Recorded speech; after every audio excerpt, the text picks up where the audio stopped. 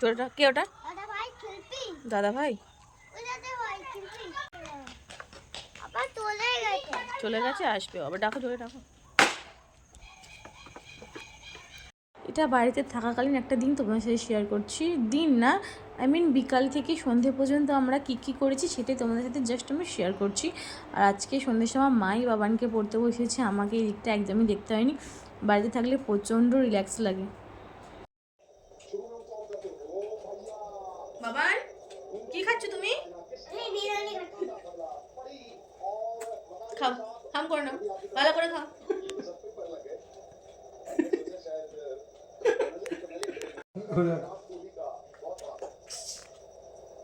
আলু খাই দাও মামাকে, তুই আর ম্যাঙ্গো নিবি, খাও।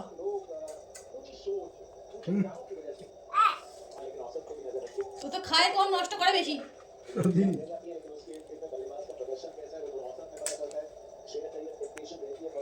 আর আমি এখানে খুব মিস করছিলাম এটাকে, তাই জন্য মা আমাকে দেখো চপ, সিঙ্গারা, ডাল বড়া, ছোলা, ঝুরি ভাজা সব দিয়ে